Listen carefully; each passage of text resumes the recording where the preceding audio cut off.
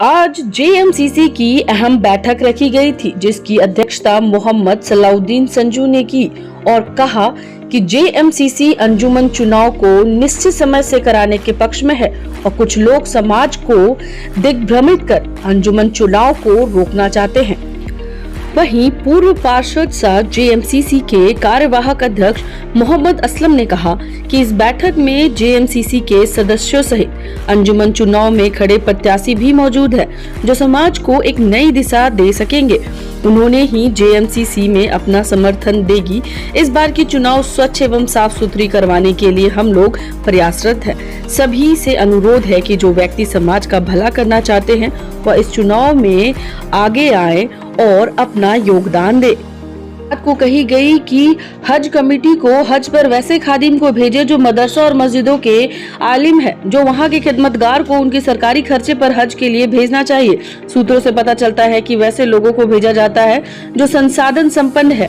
हज कमेटी में रांची अंजुमन से भी 2 सदस्यों को लेना चाहिए, जो पूरी रांची सहित झारखंड का प्रतिनिधित्व करती है। मुसलमानों की इतनी बड़ी इरादा को हज कमेटी के द्वारा उपेक्षा करना सही नहीं है। इस विषय पर अंजुमन के चुनाव के बाद जेएमसीसी पहल करते हुए संबोधित लोगों से मिलकर इस पर बात करेगी। आज की बैठक में नदीम इकबाल, शकील राही, मोहम्मद राजा, डॉक्टर तारिक हुसैन, हाजी मुख्तार समेत कई दिग्गज और कई जाने माने हस्ती मौजूद थे। गौरतलब है कि कुछ लोग अंजुमन में चुनाव को लेकर नाखुश नजर आ रहे हैं। उनका कहना है कि नए स्तर से चुनाव नहीं होना चाहिए।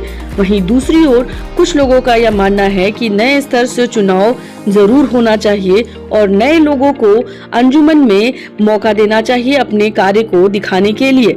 इस बार जेएमसीसी अपना समर्थन दे रही है और इस चुनाव को साफ सुथरे ढंग से ही करवाएगी। जेएमसीसी इस बार विपक्ष की भूमिका में रहकर अंजुमन इस्लामिया संस्थान के कार्यकलापों पर पैनी नजर रखेगी। जेएमसीसी का मुख्य एजेंडा अंजुमन और कौम की तरक्की है, जिसमें समझौता किसी भी हालत में नहीं किया जा सकता।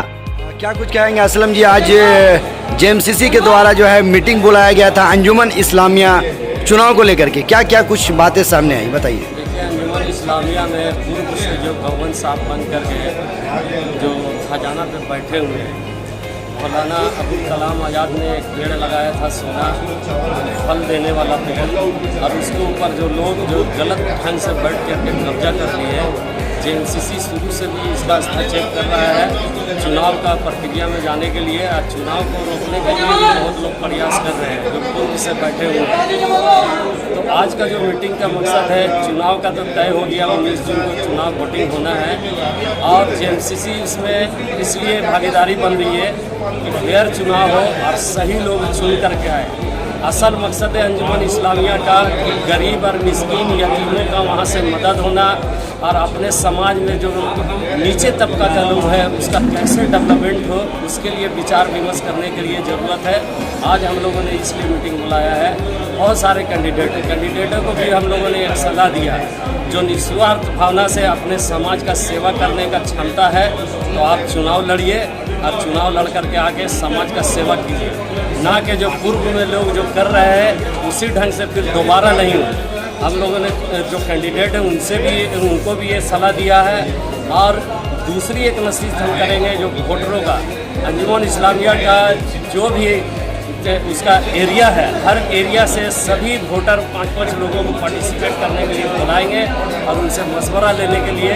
इस बार अंजुमन इस्लामिया की चुनाव फेयर होगी और मजबूर नहीं मजबूत टीम बनेगी इंशाल्लाह, और उसके पीछे जेएमसीसी खड़ा रहेगी हमेशा उनके सवाल और जवाब करने के लिए कि हम अंजुमन इस्लामिया का जो असल कॉन्सेप्ट है, असल जो मकसद है कि गरीब यतीम और मिस्किनों का कैसे यहाँ से भला होए, कैसे यहाँ से मदद होए, कैसे इसका जो है आमद आवे, उस पर विचार विमर्श करने। असलम जी, बहुत सारे लोगों का कुछ अभी बातें सामने आ रही है कि अभी भी कंफर्म नहीं हुआ है कि चुनाव होगा।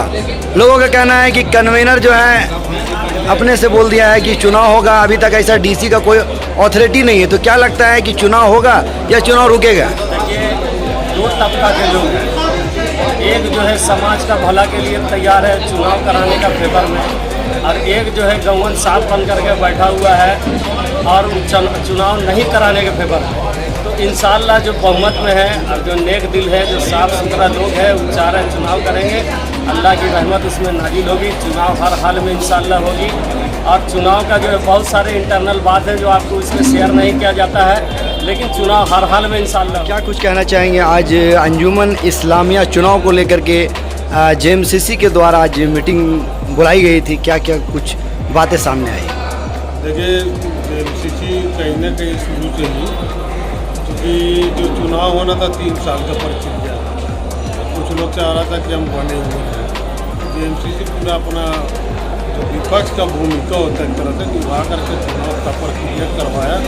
चुनाव तो आपका सितंबर-नवंबर में ही होना ही था, मगर कुछ लोग शहर का भलाई नहीं चाहते हुए, कुछ लोग चाहता है कि अंजुमन ऐसी चीज़ पढ़ा रहा है, कुछ लोग का ये मनसा, तो मनसा को दरकिनार करते हुए जो अभी अगला सप्ताह कन्वीनर इकबाल साहब हम लोगों को बोला है, उसमें जेएमसीसी का भूमिका रहा है। 19 तारीख का डेट हम लोग ने अपना मशवरा दिया, रखवाया, और चुनाव 19 तारीख को इंशाल्लाह होने जा रहा है। अब जेएमसीसी चूँकि अभी सारा चुनावी प्रक्रिया को देख रहा है, चुनाव भी शांतिपूर्वक होना चाहिए।